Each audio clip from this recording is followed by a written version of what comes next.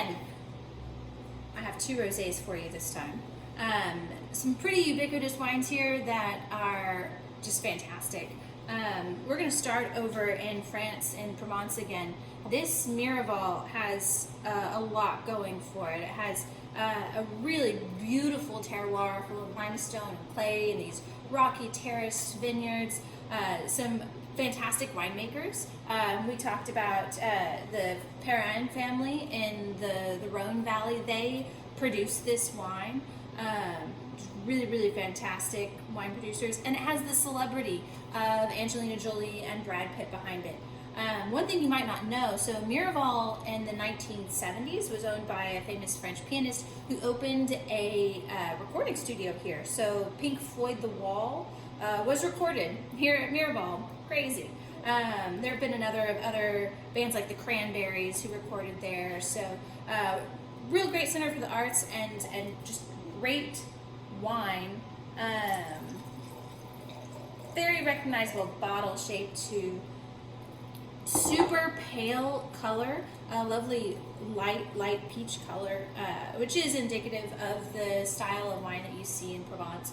So we talked about with that last one, that Bieler Sabine, the direct pressing. They do that with the Miraval as well, but they also use a technique called bleeding with the Syrah. So they take their Grenache and their Roll and those grapes, and they just direct press them, get that really soft color, preserve those really delicate aromatics, and then they come over and they take the Syrah and they start fermenting Syrah, and they take some juice out of the fermentation tank, so it's a little bit darker in color. I think that in combination with the 2018 vintage, just a little warmer, gives this kind of a rounder mouthfeel for a Provence rosé. It's got some lovely savory characteristics. Still a lot of this peach, strawberry, some kind of herbal tea, white flowers, but it has a depth to it, a little bit of a breadiness, maybe toasted sesame or something like that, a little bit umami.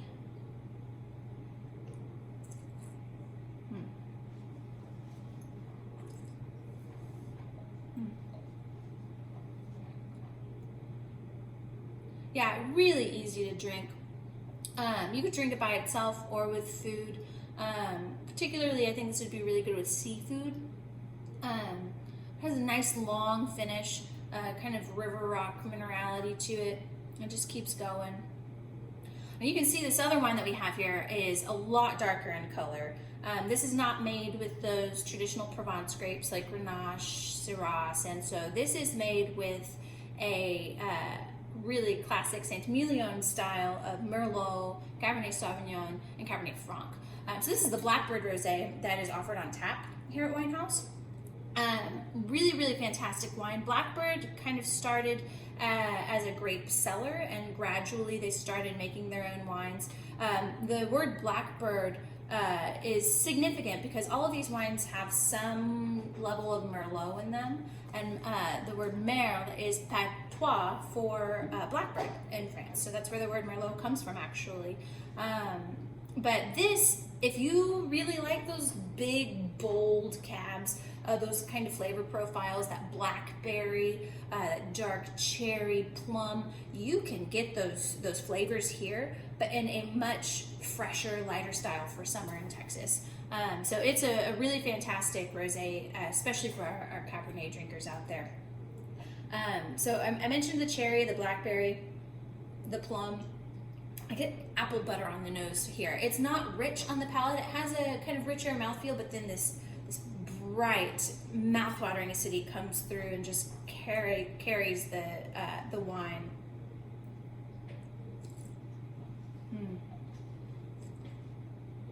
It's so good. But it's so juicy. This is made by winemaker Aaron Pott, who's extremely famous in the wine world. He worked in Saint-Emilion for a while. He was at Trollon-Mondot and then also at La Tour Figeac. And in Napa Valley, you may have heard some of the places he's worked, like Quintessa, Newton, and he has pot wines as well. But he's been making this Blackbird Rosé for quite a while, and I'm a fan. We actually, when we come back around to the real world and Clay Pigeon opens up, we carry the Blackbird Rosé by the glass as well. It's just a really fantastic wine.